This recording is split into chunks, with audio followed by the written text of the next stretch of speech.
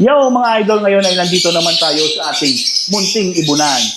Magbablog tayo mga idol, magbibigay tayo ng kangkong sa ating mga alaga mga idol. Bibigyan natin lahat yan. Isa-isa sila nito. Then, share ko sa inyo mga idol kung ano yung mga natural benefits na makukuha natin sa ating kangkong mga idol. At ibibigay natin sa ating mga alaga. Kaya, samahan nyo ako mga idol. Let's go!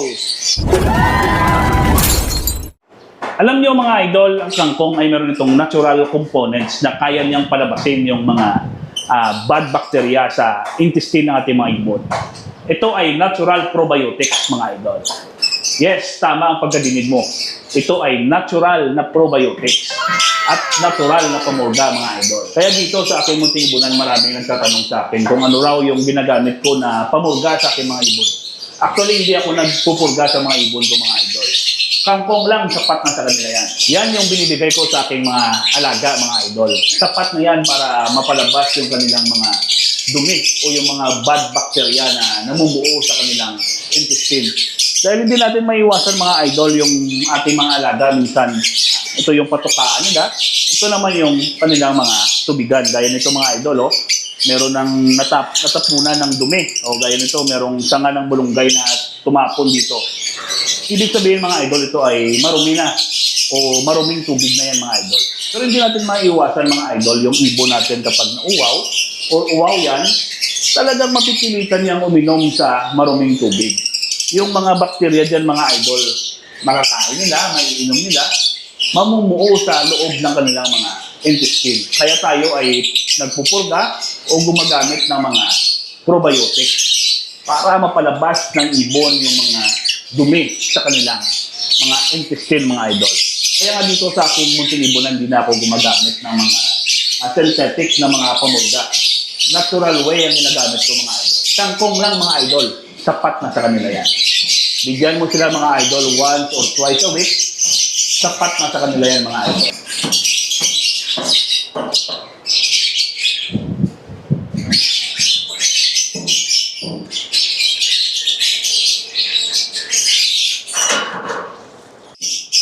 Kainin nila yan, then isusubo nila yan sa kanilang mga pabuga.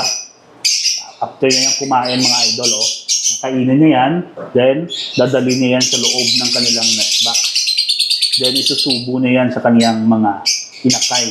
Yan yung kanyang mga inakay mga idol. Subo niya yan sa kanila. At isusubo niya yan sa hen. Yan yung hen, oh, yung katabi niya. Ito naman mga idol yung isang benefits ng kangkong ngayong tag-init. Alam niyo mga idol, yung mga ibon natin gusto nila medyo mahamog yan o maginaw yung paligid. Maliwalas mga idol. Ayaw nila ng sobrang init. Pero kung sobrang init mga idol, yung mga nest box nila sa loob ay sobrang init din yan. Kapag binuksan natin ng ganyan mga idol, minsan mararamdaman mo yung singaw ng nest box kapag mainit. So, ang tendency mga idol, kung meron kang mga pabuga sa loob, meron kang mga inakay sa loob, ay madali ang mamamatay mga idol. Yung mortality rate mga idol ay tataas. O yung mga biglaang pagkamatay, mga sudden death, mga sabi mo sa sarili mo, pagtingin mo mga idol, okay yung inakay ko, healthy. Kinabukasan o mamayang hapon lang, pag tinignan mo, wala na, patay na yung ibon mo.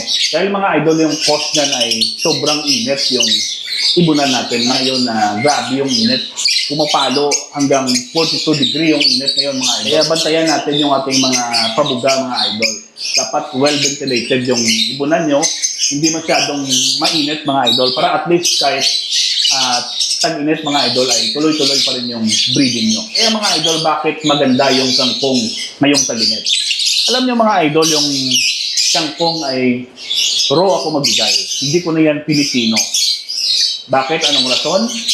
Dahil mga idol, yung kangkong mismo ay nahakot yan ng breeder papunta sa loob ng nest box.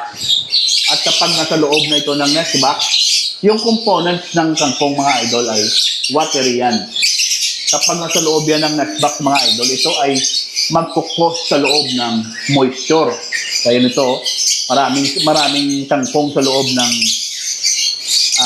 nest box. magkukos yan sa loob ng moisture, mga idol. Yung humidity sa loob ng nestbox, mga idol, ay tataas yan. Tataas. Magiging maliwala sa loob ng ating mga nestbox. Kaya the best yung kangkong na ibigay sa ating mga alaga, mga idol. Huwag niyong pinuhin, mga idol. Raw ang ibigay nyo o buong kangkong para hakutin niya ng ating mga hen papunta sa loob ng kanilang mga nestbox.